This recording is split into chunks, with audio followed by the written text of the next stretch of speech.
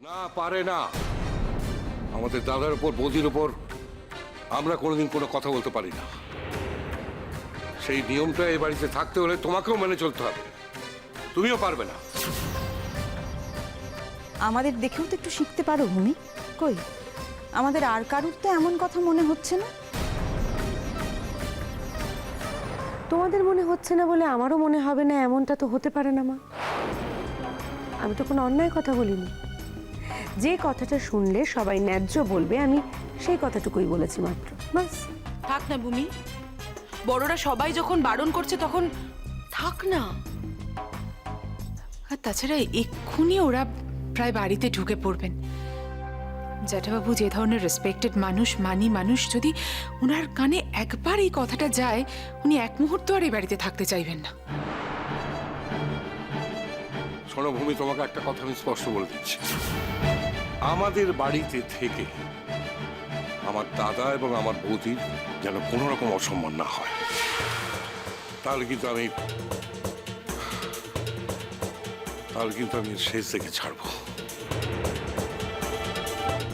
কত কষ্ট করে কত হাত পা ধরে মানুষটাকে আমরা ধরে রাখবার চেষ্টা করছি, এত দূর থেকে এত কাল বাদে আমরা দেখতে এসেছেন, আমরা কত রাখার চেষ্টা করছি আর উনি ব্যাগরা দেওয়ার চেষ্টা করছেন। হঠাৎ তোমার এই বদলের তো কোনো কারণ আমি খুঁজে পাচ্ছি না ভূমি। প্রথম যখন জ্যাঠাবাবু এলেন তখন তো তোমার কত উৎসাহ ছিল তাকে এই বাড়িতে রাখার জন্য। উৎসাহের কিছুই নেই, একজন গুণী মানুষ বাড়িতে এসেছেন তাই জন্যই। তুমি যে সব গুণী মানুষদেরই খুব সম্মান করো তা তো নয় ভূমি। তুমি প্রথমে ভেবেছিলে ওর প্রচুর টাকা পয়সা, সেটা ভেবে প্রথম দুদিন ওনার পায়ে পায়ে ঘুরছিলে। কিন্তু উনি তো খুব ইন্টেলিজেন্ট মানুষ, সেটা তো এখন তুমি বুঝে গেছো। তাই উনি মুখে তোমাকে কিছু না বললেও তোমাকে এড়িয়ে গেছেন। আর ঠিক তখন থেকেই তোমার ওর উপর রাগ হয়েছে। আরে বাবা, সত্যি কথাটা বলোই না। তুমি কি ভাবো আমরা সবাই হাসি মুখ দিয়ে চলি? সেটা তো নয়, তাই না?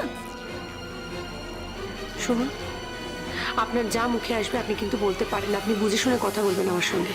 আমি বুঝে শুনেই কথা বলছি ভূমি, আর আমি বিষয়টা খুব ভালো করে বুঝেছি বলেই বোধহয় তোমাকে এই কথাটা বলতে পারছি।